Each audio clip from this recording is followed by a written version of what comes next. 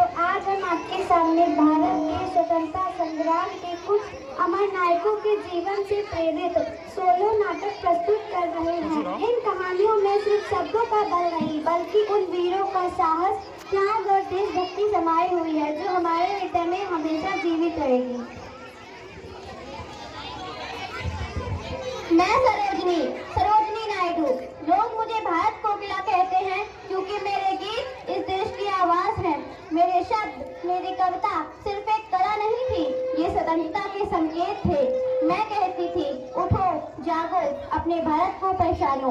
गांधी जी के साथ नमक सत्याग्रह में कदम से कदम मिलाया। अंग्रेजों के कानून तोड़ने का जुनून था, पर हाथ में सिर्फ अहिंसा का हथियार। मैं चाहती थी कि भारत के पुत्र पुत्री सिर्फ आजाद ना हो, बल्कि अपने स्वाभिमान पर गर्व करें। और जब मैं बोलती थी तो हर दिल में एक गीत जागता था, एक गीत स्वतंत्रता का। जय हिंद, जय भारत।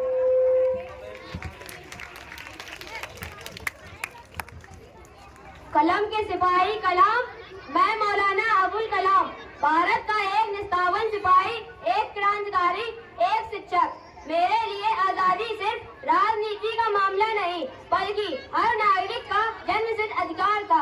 मैं कहता था, अगर आजादी का मतलब सिर्फ अपने लिए सोचना है, तो ये आजादी अधूरी है। भारत एक है, एक रहेगा, चाहे हमारी जुबान, मजहब या संस्कृति ही अलग हो। मैंने अपनी पूरी जिंदगी इस देश की एकता और शिक्षा के लिए समर्पित की। जेल का अंधेरा देगा, लेकिन मैंने कभी भी अपने विचार की रोशनी कम नहीं होने दी। अगर हम साथ मिलजुल कर नहीं रह सकते, एक दूसरे की खुशी और गम में भी शामिल नहीं हो सकते, तो ये सिर्फ हमारी बहुरंगी संस्कृति को नहीं, बल्कि पूरी इंसानियत को नुकसान देगा। मैं अपने देश के हर एक युवा से यही कहना चाहता हूँ कि अपने देश से प्रेम ही ना करो, उसकी सेवा करो, उसी के लिए जियो, उसी के लिए मरो। जय हिंद, जय भारत। मैं पंडित जवाहरलाल नेहरू। मुझे बच्चे बहुत प्यारे लगते हैं, क्योंकि उनमें भविष्य की चमक होती है, सपनों की सच्चाई छिपी होती है। मुझे लोग चाचा नेहरू कहते हैं, पर मैं तो सिर्फ एक दोस्त हूँ, हर बच्चे का साथी, जो उसे उड़ाना सिखाना चाहता है। हमने आजादी पाई, अब हमें उसे संवारना है, शिक्षा से, विज्ञान से, प्यार से, जहाँ हर बच्चा पढ़ सके, बढ़ सके और मुस्कुरा सके। धन्यवाद। जय हिंद। मैं हजरत महलू, लखनऊ की धरती मेरी माँ है, और माँ के हर आंसू का हिसाब लेना आता है मुझे। जब अंग्रेजों ने मेरे नवाब को धोखे से कलकत्ता भेज दिया था, मैं रोई नहीं, मैंने तलवार उठाई। एक औरत को कमजोर समझने वाले भूल गए कि जब माँ का मन करता है तो वो झांसी की रानी भी बन सकती है, हजरत महल भी।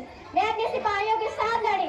लखनऊ की गलियों में, महलों में, हर कोनों में सिर्फ एक ही नारा था, अंग्रेजों भारत छोड़ो। मुझे रियासत से ज्यादा अपने देश से प्यार था। समर्पण मेरे खून में नहीं, मैं हार मान जाऊं, इससे बेहतर है कि मैं मिट्टी में मिल जाऊं, पर गुलामी कबूल नहीं। अंग्रेजों ने सोचा कि मैं झुक गई, पर बेगम हजरत महल कभी नहीं झुकती। मेरे जिस्म से नहीं, पर मेरे रूह से हमेशा गूंजेगी एक ही आवाज, भारत माता की जय। मैं हूँ पीर अली खान, पटना का एक किताब बेचने वाला। ये सिर्फ दुकान नहीं थी, ये थी हमारी आजादी की गुप्त पाठशाला। मैं किताबों के बीच क्रांति के संदेश छुपाकर देशभक्तों तक पहुँचाता था।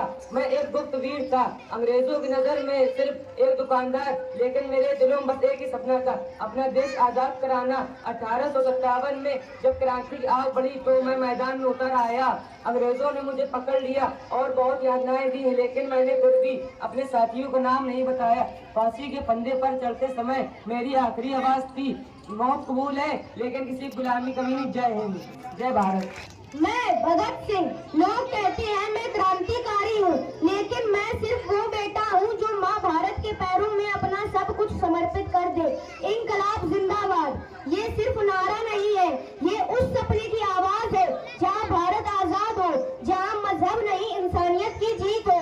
जब अंग्रेजों ने लाठी चलाई, जब जलियांवाला बाग में खून बहा, तब मैंने कसम खाई कि अब चुप नहीं बैठूंगा, क्रांति होगी और उसका नेतृत्व मैं करूंगा। किताबें मेरी ताकत है, मैं बंदूक उठा सकता हूँ, पर मैं कलम से भी लड़ सकता हूँ, और लड़ा। मुझे फांसी का डर नहीं, मौत से डरते तो शायद गुलाब ही बने रहते। हम तो वो है जो हंसते हंसते वतन पर कुर्बान हो जाते हैं। सरफरोशी की तमन्ना अब हमारे दिल में है, देखना है जोर कितना बाजुए कातिल में है। भारत माता की जय। मेरा नाम लाल बहादुर शास्त्री है।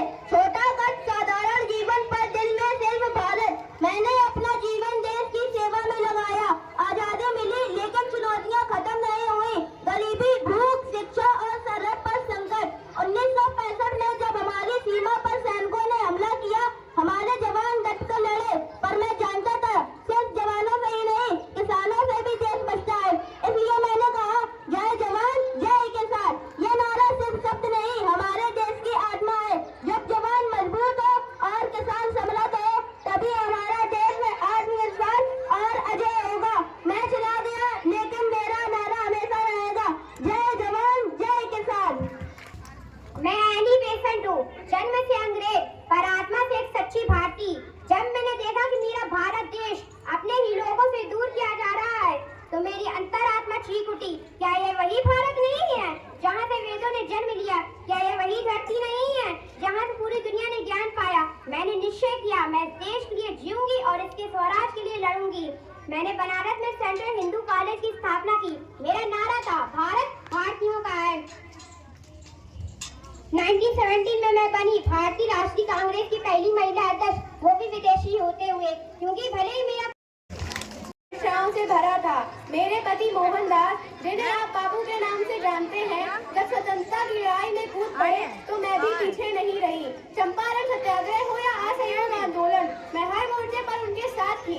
जेल का अंधेरा, अंग्रेजों की कठोर शर्तें, इन सब ने मुझे तोड़ने की कोशिश की, पर मेरा जीवन एक मिसाल है कि एक स्त्री, चाहे गृहिणी हो या क्रांति की सेनानी, अपने बल और हिम्मत से इतिहास बदल सकती है।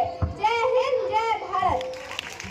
मेरा नाम इंदिरा गांधी प्रिय दर्शनी है, पंडित जवाहरलाल नेहरू की बेटी और भारत की पहली महिला प्रधानमंत्री। बचपन से ही मैंने सीखा कि देश की रक्षा करना सबसे बड़ा धर्म है।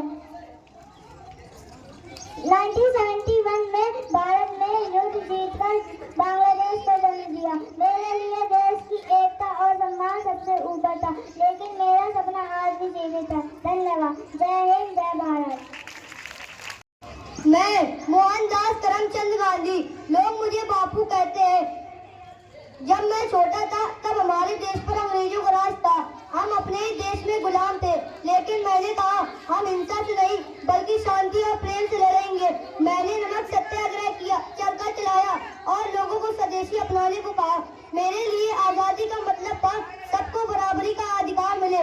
बच्चों, याद रखो, अगर हम सच बोलेंगे और किसी को नुकसान न पहुंचाएंगे तो हम किसी भी लड़ाई को जीत सकते हैं। सत्य और अहिंसा ही मेरी ताकत है और यही भारत की ताकत है। जय हिंद। एक इतिहास का